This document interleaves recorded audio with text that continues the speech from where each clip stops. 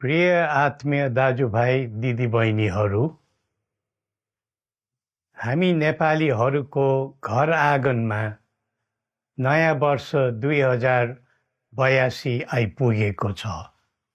नयाँ घाम, नयाँ ज्योति, नयाँ उत्साह लिएर आएको नयाँ वर्षको उपलक्ष्यमा देश तथा विदेशमा रहे बसेका सम्पूर्ण नेपालीहरूको सुख र शान्तिको मङ्गलमय शुभकामना। हरेक नयाँ वर्ष नूतन आशा र विश्वास बोकेर आउने, तर वर्षको बिदाईमा एउटा घनघोर निराशाका बीच हुने गरेको धेरै साल भयो।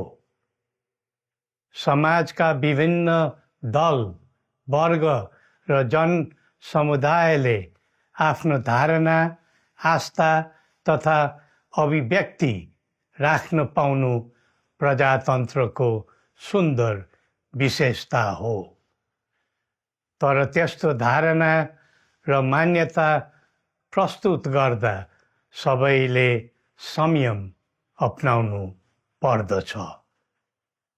केही दिन अघि जनप्रदर्शनमा जुन प्रकारको हिंसा, आगजनी, तोडफोड भयो, त्यसबाट जस प्रकारको मानवीय एवं भौतिक क्षति भयो, त्यो सुन्दा हामीलाई अत्यन्तै दुःख लाग्यो। नागरिक स्वतन्त्रता भन्दा ठुलो तन्त्रवाद हुँदैन। वास्तविक प्रजातन्त्र त्यहाँ हुन्छ जहाँ राम्रो, नराम्रो, जनगुनासो वा गुणगान सुन्ने परम्परा र संस्कार हुन्छ। नेपाली जनतामा देश र भविष्यलाई लिएर जुन खालको जागरुकता पैदा भएको छ, त्यसलाई हामीले सकारात्मक रूपमा लिएका छौँ। वास्तवमा नेपाली जनतामा रहेको देशभक्तिपूर्ण भावना विश्वमै अनुकरणीय र अनुसरणीय छ।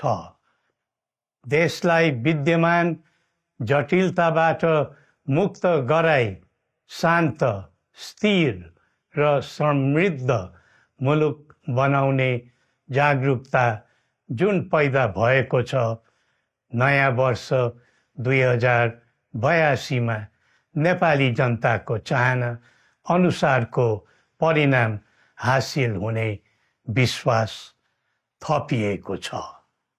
मुलुकमा व्याप्त अशान्ति, अराजकता, निराशा र असन्तुष्टिबाट आम नेपालीलाई मुक्त गर्न नेपालको राज संस्थाले जहिले पनि योगदान पुर्याउँदै आएको विदितै छ। राष्ट्रियता र प्रजातन्त्रलाई मूल कार्य मान्दै जनभावना बमोजिम चल्ने बहुदलीय प्रजातन्त्र र संवैधानिक राज संस्थाको परम्परामा हाम्रो मान्यता रही आएको छ। वर्तमानमा बदलिँदो जनचाहनाको पनि कदर गरी राज्य शक्तिको स्रोत जनता नै हुन् भन्ने मन्जुरी सदैव स्थापित हुनु पर्दछ। राष्ट्र निर्माता श्री 5 बरामहाराज धीराजको दिव्य उपदेशलाई नै अबको राज्य सत्ताको मूल मन्त्र सोच्नुमा के होला? सन्तुलित कूटनैतिक सम्बन्ध र आत्मनिर्भर नेपालको परिकल्पना नै पृथ्वी पथको मूल सार हो। यही नै राजनीतिको मूलधार हुनु पर्ने हो। विश्वको बदलिँदो परिस्थितिलाई मनन गर्दै विश्वव्यापीकरण र स्वतन्त्र व्यापारका आधारहरूलाई चुनौतीको रूपमा लिँदै चरम आर्थिक मन्दी भोग्नु परिरहेको अहिलेको सन्दर्भमा नेपाल जस्ता विकासोन्मुख देशले आत्मनिर्भर अर्थतन्त्र निर्माणको कार्यमा अर्जुन दृष्टि लगाउनु पर्ने समय आएको छ। स्वदेशी स्रोत साधनको प्रयोगले स्वदेशमै उत्पादन गरी स्वदेशमै खपत गर्दै आन्तरिक अर्थतन्त्रको चक्रभित्रबाटै मुलुकको समग्र अर्थतन्त्र आत्मनिर्भर र चलायमान गराउनु पर्ने विश्व परिवेश निर्माण हुँदैछ भन्ने सङ्केतहरू देखा परिरहेका छन्। विश्वकै उत्कृष्ट यो भूमिमा बाँच्न समेत गाह्रो हुने स्थिति पैदा भएपछि बढ्दो युवा पलायनलाई रोकी युवा शक्तिको श्रम र सिपलाई स्वदेशमै उच्च उपयोग गर्नु पर्दछ।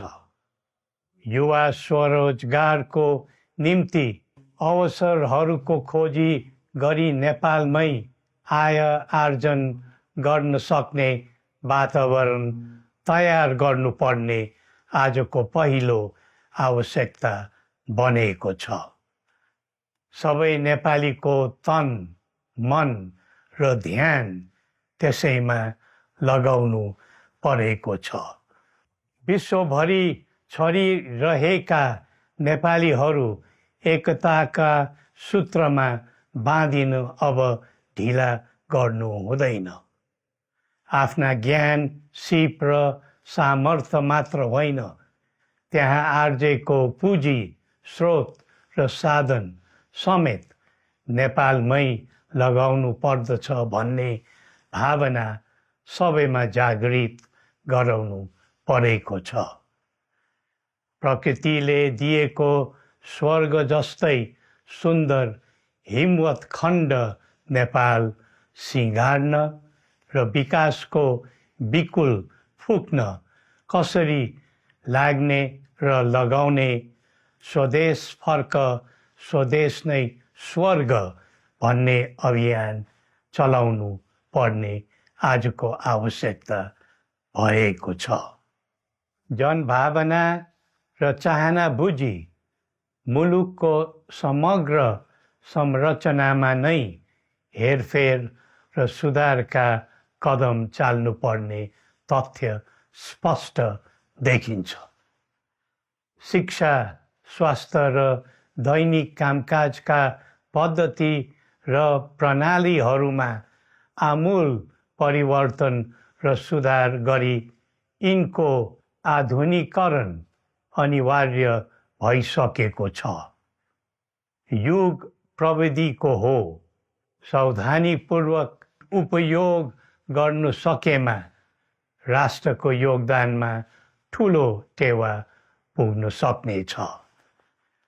सुशासन र भ्रष्टाचार मुक्त प्रशासन मूल नारा हुनु पर्दछ। हामी अस्थिरता, अशान्ति, अराजकता, विपन्नता र भ्रष्टाचारको अन्त्य चाहन्छौँ।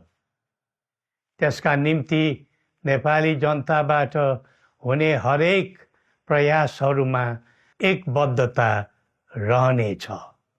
मुलुकको गिर्दो अर्थव्यवस्था, रुग्न हुँदै गएको औद्योगिक उत्पादन, बढ्दो राष्ट्रिय ऋण र बेरोजगारी, रक्षात्मक बन्दै गएको राष्ट्रियता, राष्ट्रिय एकता, सामाजिक सद्भाव, मौलिक धर्म, संस्कृति तथा जनस्तरमा बढेको निराशा, असन्तुष्टि हाम्रो चिन्ताको मूल विषय हो। नागरिक पलायनसँगै पुँजी पलायन, भ्रष्टाचार र बेइज्जती देशले थाम्नै नसक्ने स्तरमा झाँगिएको छ। यो स्थितिमा नयाँ वर्षलाई उपलब्धिमूलक बनाउनु हामी सबै नेपालीको सामूहिक र एकताबद्ध प्रयास अपरिहार्य भएको छ।